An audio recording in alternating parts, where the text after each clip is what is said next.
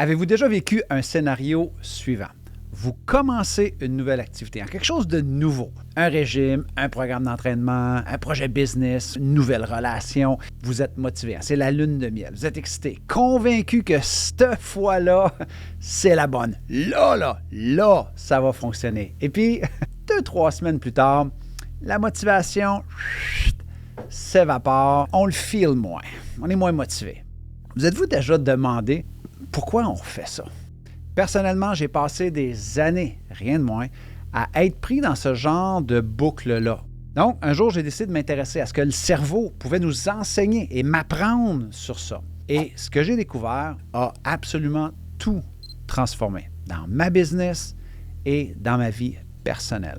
Alors, aujourd'hui, je vous partage 5 raisons scientifiques et psychologiques derrière la boucle infernale de l'enthousiasme et de l'abandon.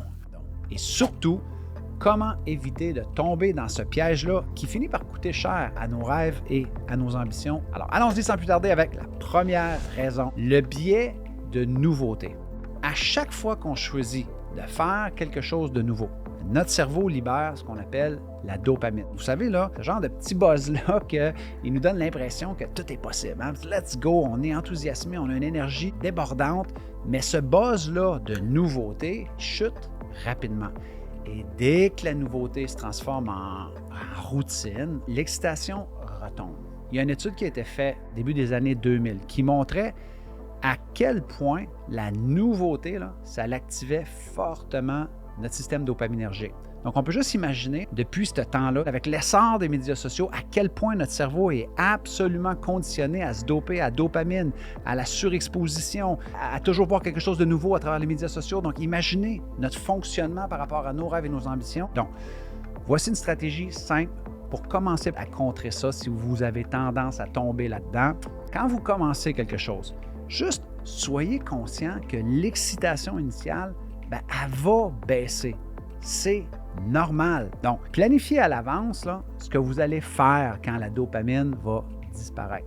Ça va vous aider à mieux gérer les transitions quand vous allez passer de l'excitation à « OK, la routine, j'entre dans de la motivation identifiée qui est normal de faire des tâches et des actions même lorsque l'excitation n'est pas nécessairement là. » Deuxième chose que vous pouvez faire, c'est apprendre à vous exposer à des activités qui sont moins dopaminergiques et qui demandent plus d'assiduité, sans la grosse récompense de la dopamine.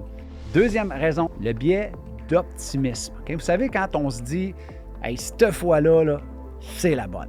Là, ça va marcher. » Vraiment, on a tendance à croire que cette fois-là, ça va être différent. Donc, il faut savoir que souvent, notre cerveau va surestimer nos capacités, mais il va sous-estimer les obstacles qui nous attendent en cours de route. Donc, c'est ce qui fait qu'on s'inscrit souvent au gym en janvier en pensant que, contrairement aux autres années, là, ça va être différent. Donc, notre cerveau, là, il est bâti comme ça. Il faut comprendre ça. Voici ma suggestion pour vous. Donc, avant de commencer d'autres choses, OK? Faites une liste des obstacles qui vont peut-être être inévitables en cours de route. Par exemple, si vous avez tendance à devenir fatigué, à mal gérer les imprévus, à vous décourager, préparez tout de suite d'avance votre réponse, votre réaction. Et ça va être une bonne façon d'être proactif. On fait un petit exercice simple qui s'appelle « si, alors », qui est tout simplement de « si je rencontre cet obstacle-là, alors voici mon plan. Si je rencontre telle chose, alors voici ce que je vais faire. » Donc, faites-vous juste une liste de « si, alors », et lorsque les « si » vont se présenter, alors, vous allez avoir un plan pour maintenir la cadence dans votre objectif ou dans le nouveau projet dans lequel vous vous lancez. La troisième raison, c'est la gratification instantanée. Hein? On veut tout de suite, right freaking now. Le cerveau se nourrit de résultats rapides. Mais la réalité, c'est que la transformation, ça demande du temps. Et quand les résultats n'arrivent pas assez vite, le cerveau, lui, il décroche. Donc, c'est la raison pourquoi ça fonctionne tellement. Des programmes là, que vous avez sûrement déjà vus sur Internet ou à la télévision. Abdos en 7 minutes, perdre 20 livres en 10 jours. C'est pour ça que ça fonctionne si bien, commercialement parlant, parce que ça l'attire la gratification instantanée, mais que ça ne fonctionne pas du tout dans la vraie vie certainement pas sur la durée. Donc, si vous avez tendance à être dans la gratification immédiate, instantanée, voici mon invitation pour vous. Remplacez la question « Quand est-ce que je vais avoir des résultats » par « Quelle action est-ce que je peux faire avec plus d'assiduité qui me rapprocherait de mes rêves, même si ça ne m'apporte pas des résultats rapides. » Vous allez voir qu'en soi, cette question-là va vous amener beaucoup plus loin et va vous aider à vous détacher de cette addiction-là, de la gratification instantanée. Quatrième raison, la motivation externe versus la motivation interne. Un carburant trop souvent oublié. Donc, beaucoup de personnes, y compris moi, on commence des projets pour une raison externe. Paraître mieux, gagner plus d'argent, impressionner le voisin, c'est OK. C'est de même que moi, je me suis lancé en affaires. Je voulais prouver aux gens qui m'avaient dit que je ne ferais jamais rien de monde en vie que j'étais capable de réussir. Donc, on ne va pas remettre en question ou renier la motivation externe, mais il faut vraiment comprendre que la littérature scientifique nous montre qu'il y a une motivation qui se démarque, la motivation interne, celle qui vient de nos valeurs, de votre identité, de qui vous êtes. Ça nous permet de tenir sur la durée. Voici une petite stratégie simple que vous pouvez appliquer dès maintenant. Reformulez vos pourquoi en version interne. Par exemple, à place de dire « je veux perdre 10 livres » sans nécessairement y attacher une raison ou quoi que ce soit, essayez de trouver un sens interne. Par exemple, je vais être en forme et perdre 10 livres pour vivre plus longtemps, être au mariage de mes enfants, courir avec mes petits-enfants. Peu importe ce que c'est pour vous, le plus que vous multipliez les pourquoi et qu'ils sont internes, le plus que ça va donner de la puissance à vos projets, plutôt que de les abandonner. Cinquième et dernière raison, celle que personnellement, j'ai dû travailler le plus fort pour maintenir mes changements. Une fois pour toutes, c'est la dissonance cognitive et la peur de l'inconfort. Je me souviens encore là, de mes premiers Ironman.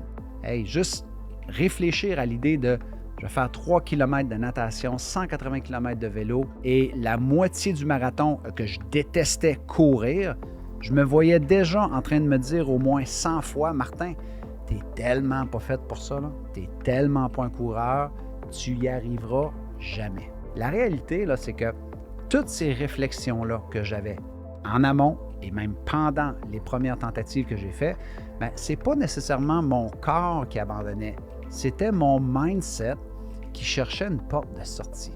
Parce que persévérer, pour moi, là, ça voulait dire confronter mes limites, mon anxiété, ma peur de ne pas être assez bon, ma peur de tenter quelque chose et d'échouer, ma peur de m'asseoir avec l'inconfort. Et c'est souvent ça, la dissonance cognitive. C'est que ton cerveau te dit « je veux ce résultat-là, je veux réussir telle chose », mais il déteste le prix à payer pour y parvenir. Et souvent, au lieu d'affronter cet inconfort-là, qu'est-ce qu'on fait? C'est choisir l'option facile, d'abandonner ou de se trouver un nouveau projet pour avoir notre shot de dopamine de nouveauté et un nouveau biais d'optimisme. Hey, là, cette fois-là, ça va être différent. Là, cette fois-là, ça va réussir. Et en même temps, quand on fait ça, c'est qu'on protège notre estime de soi à court terme.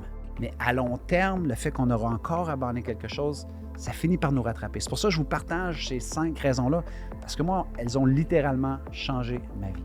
Voici une chose que j'ai compris. L'inconfort, c'est pas notre ennemi. C'est notre professeur, si on en décide.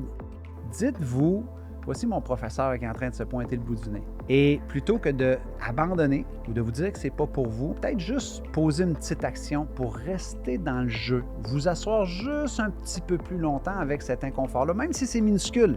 Parce que la nouveauté, absolument, ça séduit. Oui, mais la seule chose qui nous construit, c'est la répétition. Et ce, même quand c'est pas sexy. Donc, voilà mes amis. Je suis curieux de vous lire.